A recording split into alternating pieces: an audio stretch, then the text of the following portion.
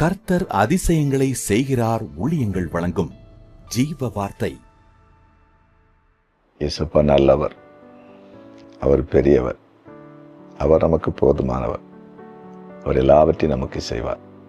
உங்கள் துக்கத்தை சந்தோஷமாய் மாற்றுவார். இந்த நாள் ஒரு அற்புதத்த நாள். இன்றைய ஜீவார்த்தைக்கான வசனத்தை கேட்போமா? சங்கீதம் 25:8. கர்த்தர் நல்லவரும் உத்தமருமாய் இருக்கிறார், ஆகையால் பாவிகளுக்கு வழியை தெரிவிக்கிறார்.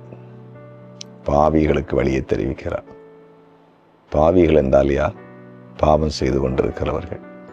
பாவிகள் என்றால் யார்? தீமை செய்கிறவர்கள். பாவிகள் என்றால் யார்? தன் தகப்பன் தாயுடைய வார்த்தையை மீறுகிறவர்கள். பாவிகள் என்றால் யார்? சபையிலே ஆண்டவருடைய வார்த்தையை போதகர்கள் பேசும்போது கேட்டும் அதன்படி நடக்காமல் இஷ்டத்தில் நடக்கிறவர்கள். பாவிகள் என்றால் போதை பழக்கம், இன்னும் கெட்ட நண்பர்கள், இப்படிப்பட்ட பாதையிலே போகிறவர்கள். ஆனால் இவர்களுக்கு ஆண்டவர் தம்முடைய வழியை தெரிவிக்கிறாரா அப்படின்னா, பாவத்தின் அடிமைத்தனத்தில் இருக்கும்போது அவர் காண்பிக்கப் போவதில்லை.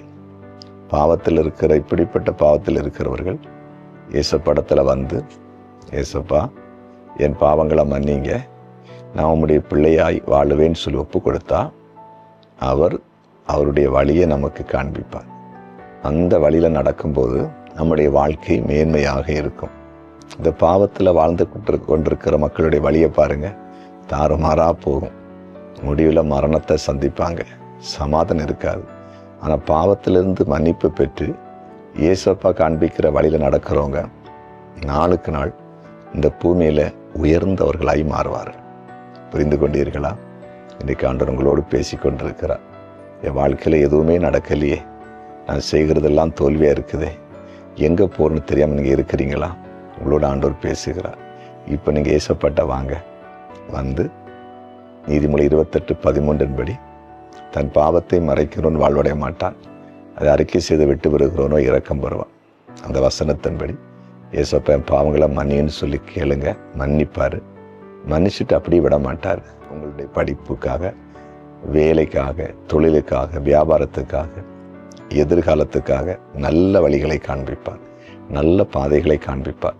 நீங்கள் கண்டிப்பாக மேன்மை அடைவீர்கள். விசுவாசிப்பீங்களா? ஜெபம் பண்ணுவோமா? ஜெபிப்போம். ஆண்டவரே, பாவிகளுக்கு வழியை தெரிவிக்கிற ஒரு நல்ல பரிசுத்தமுள்ள தெய்வமே, இன்றைக்கு உம்முடைய வார்த்தை கேட்ட ஒவ்வொருவருக்காக ஜெபிக்கிறேன். யாரெல்லாம் பாவத்தின் அடிமைத்தனத்தில் வாழ்ந்து கொண்டிருக்கிறார்களோ அவர்கள் பாவங்களை மன்னித்து, ஆண்டவரே உம்முடைய வழியை காண்பித்து எல்லாரையும் மேன்மைப்படுத்துங்க. இந்த பூமியிலே உயர்ந்த இடத்தில் உம்முடைய பிள்ளைகள் இருக்கத்தக்கதாய் ஆண்டவருடைய கரம் செயலாற்றட்டும் என்று ஜெபிக்கிறேன். எல்லா தீமைக்கும் விலக்கி பாதுகாத்துக்கொள்ளும். குறிப்பாக நல்ல மேன்மைகளை கொண்டு வாருங்க. படிப்புக்கு எதிர்பார்க்கிற பிள்ளைகளுக்கு நல்ல படிப்பு, வேலைக்கு எதிர்பார்த்திருக்க நல்ல வேலை வாய்ப்பு, திருமணத்துக்கு எதிர்பார்த்திருக்க நல்ல திருமண வாழ்க்கை, இப்படிப்பட்ட காரியங்களை கத்து செய்து உம்முடைய நாமத்தை உயர்த்த அவர்களை மேன்மைப்படுத்தும். இன்றைக்கு பிறந்த நாளை காண்கிற ஒவ்வொருவரையும் ஆசீர்வதித்து ஜெபிக்கிறேன். ஆசீர்வாதமாக இருக்கட்டும். திருமண நாளை காண்கிற ஒவ்வொரு குடும்பத்தை வாழ்த்தி ஆசீர்வதிக்கிறேன். ஆசீர்வாதமாக இருக்கட்டும். ஆண்டவரே, கமெண்ட் செக்ஷனில் யாராவது ஜெபக்குறிப்பு அனுப்பியிருந்தாங்கன்னா அந்த ஜெபக்குறிப்பை ஆண்டவர் கண்ணோக்கி பார்த்து அவங்களுக்கு அற்புதம் செய்திடணும். எங்கள் ஜெபத்தை கேட்டீங்க, நன்றி. இயேசுவின் நாமத்தில் பிதாவே, ஆமென்.